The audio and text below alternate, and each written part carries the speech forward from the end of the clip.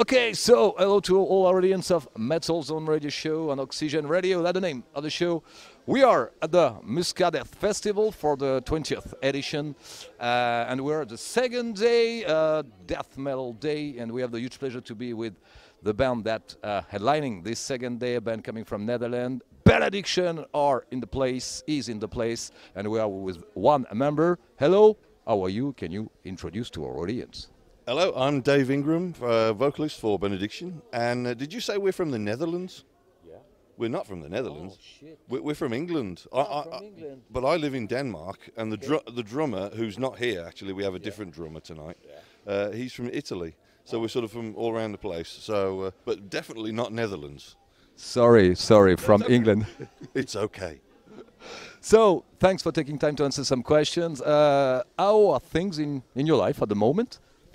They're good, really good. Yeah, working, family. I'm busy with BENEDICTION, obviously, and I've got like about 8 other bands I work with, just studio stuff. It's not we don't tour, and I'm writing for that as well as writing for BENEDICTION. We're writing new material now. It's a slow process because we keep going away and doing gigs, and so. But it's going really well. It's really busy, and I love staying busy. I haven't had time to do my radio show. I have my own radio show as well, called Metal Breakfast Radio. We're going to be coming back soon. We're going to start up again in December. So it's all go, it's all work, and it's so busy all the time. And I like that about life. I hate standing still and doing nothing. It bores me. Yeah, cool. Okay, so you are at this is the first time you are coming to play here at the MUSCADEATH Festival. What is your impression, the place and the people? Well, to be honest, when we got here, and I was here for about an hour, and then I went to the hotel, and I've been asleep most of the day, and then I came back just 20 minutes ago. So I haven't really seen anybody or interacted with people. It's because when we finish the gig, I'm off to the airport. I'm going home. But what I've heard from the rest of the band, because they played here 4 years ago. I wasn't here at the time. I wasn't with them then. And they've said how great it is, and the people are cool, and the management of the whole festival is excellent. And yeah, they just said how really good time it is. And I'm just waiting to try a beer. I haven't tried one of the local beers yet. So. And some wine. And some wine. Yeah, and some wine. So your latest effort, Scriptures, was released in October 2020 during the worldwide pandemic. Not easy to defend a new album under these conditions. No, it's not. We were lucky that we could actually get it recorded before the pandemic hit, and we had so many gigs booked that we kept having to cancel and then reschedule and then cancel again, and it was a pain in the ass. We eventually got to start again in May this year, so it was like 2.5 years since we played. Yeah, it is difficult. It was difficult, and even now it's still difficult because there's so much disruption with airlines. Instruments get lost. It's not just for us, it's for every band. Everybody's suffering. But it will get better, and people need to realise that it will get better eventually. And things will get, I won't say right back to normal exactly how they were, because things changed because of the pandemic. I know two bars that I loved that have closed. They're gone because of the pandemic. And so things will change, but they'll get better. Don't worry about it. Yeah, we are optimistic people. So how do you cross this period as a musician and as a human being? Well, as a musician, you just got to keep hope. As a human being, you keep going. You don't give up. I kept busy. I was doing albums that I could do at home, do recording. All the other albums I do, all the other bands, I record at home. I have a studio set up. It's just a small thing, and it works for me. So keep busy. That was what I did, was just keep busy. Otherwise, you just go fucking mad. Oh, sorry if I can swear. I don't know. Okay. No problem. Arse. Yeah, I mean, you'd go mad. I didn't do anything like that, I would lose my mind. And I've lost it once, and I don't want to lose it again. So, yeah. So you were talking about a new album is on the way. Can you tell us more about the composition, about the recording? Is there a release date, or is it too early? No, I can't tell you a thing about it, I'm afraid. We've got about 3 songs that are finished, but we're still working on them because we'll always sort of work on them and sort of twist them a little and make them better. It's what we did with scriptures. So, and having the use of the internet is great, so that you can send it. Because before we would just make a tape and put it in the mail, and we'd have to wait a week before we get it back. So it's easier now. Way easier now. But I can't really say anything yet. So I can't say a release date because we haven't written it. It's way too early yet. So, but we're working hard-ish. So wait a little bit. It's coming. It's on the way. So in 2018 and 19, 2 new faces arrived. Dan Bate and Giovanni Durst, both playing for Homicide. That's right. A band based in Los Angeles. How did you get in contact with them? Well, it was before I rejoined. So really, you should ask the other guys. But I think the band needed a bass player and a drummer, and they got in contact with Dan. And I think he said, like, well, I know a drummer, and I think that was what it was. It was just, it was one of those special coincidences, and it made it work. And I think, and we've all said that it's the strongest lineup, even though saying that Gio is not here tonight. The drummer that we have playing for us is Neil Hutton. He's the guy that played on Transcend the Rubicon. No, not Transcend the Rubicon. The Dreams You Dread.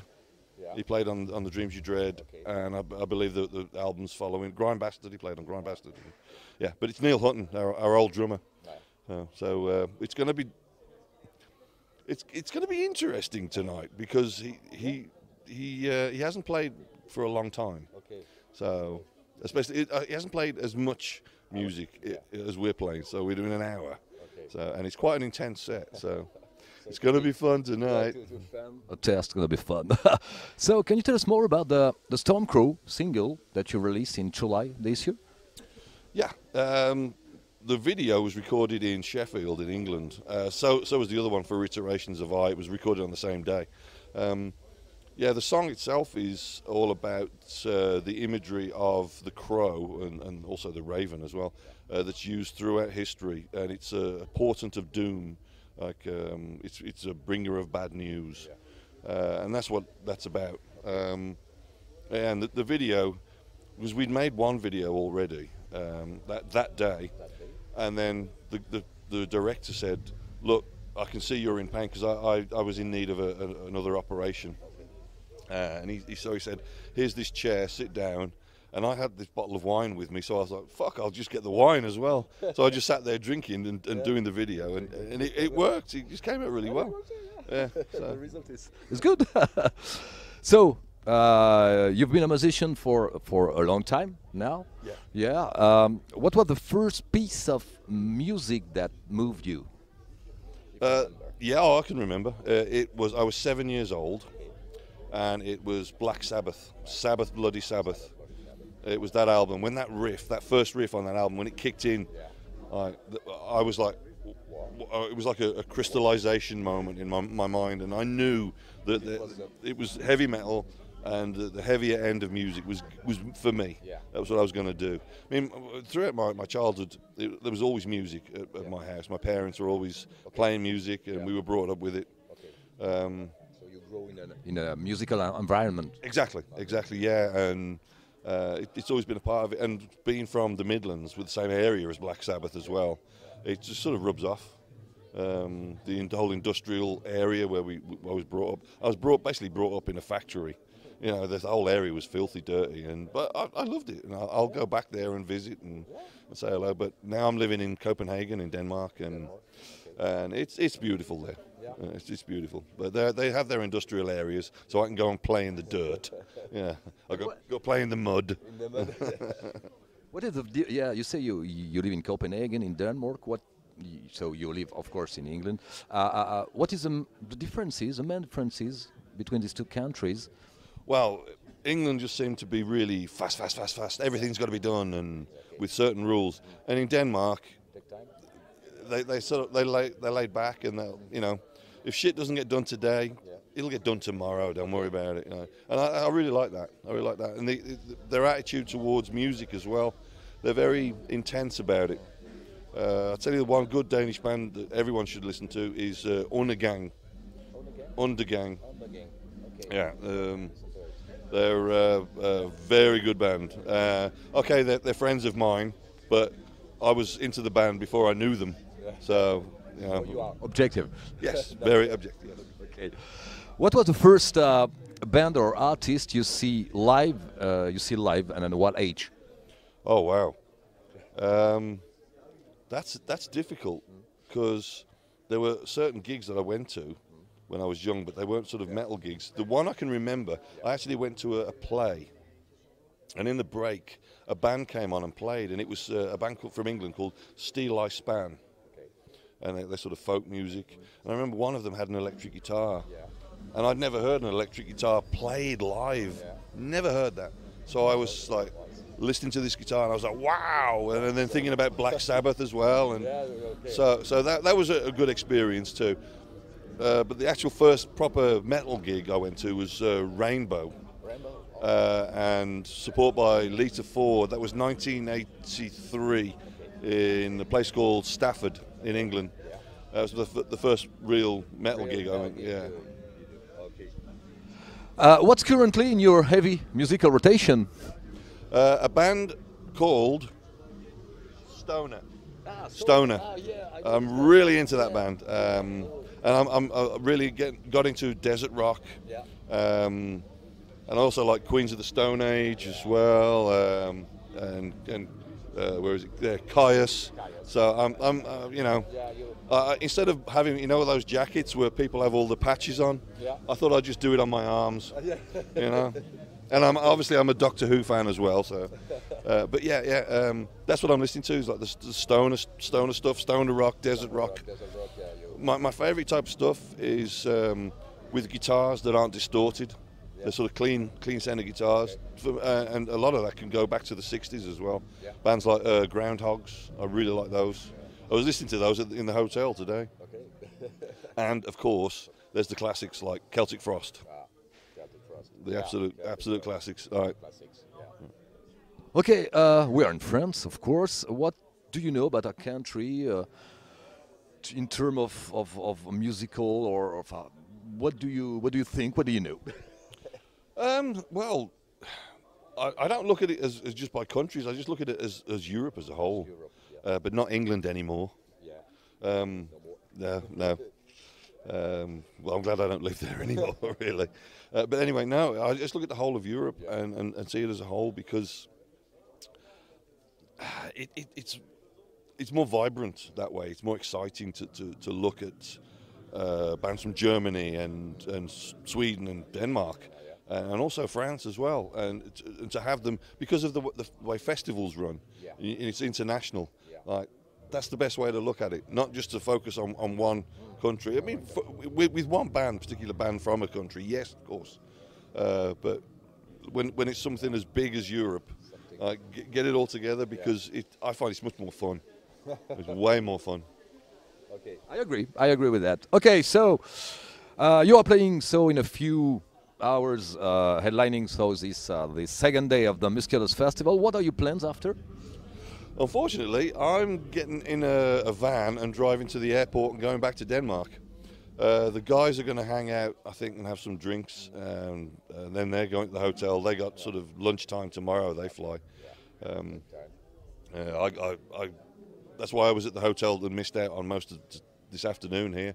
I just need some sleep, but which is a sad thing. So I'd love to hang out and get drunk with everybody.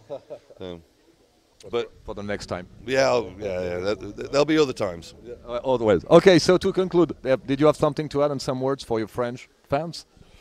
Yeah, of course. Let's see. Stay true to the scene. The scene will stay true to you then. And stay safe out there, because you might think the pandemic's over. It's not. well, I thought it was over. I got COVID, and it really wasn't very fucking nice. So do be careful out there. And yeah, enjoy yourselves. You've got one life to live. Live it, and live it well. Yeah.